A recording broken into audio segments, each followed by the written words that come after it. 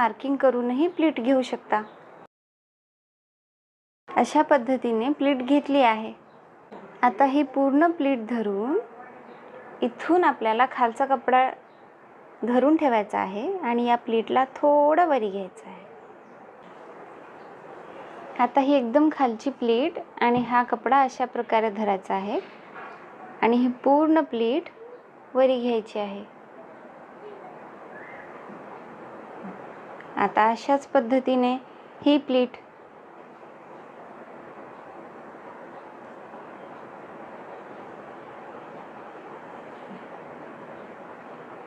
अशाच प्रकारे आपल्याला पूर्ण प्लीट करून घ्यायची आहे।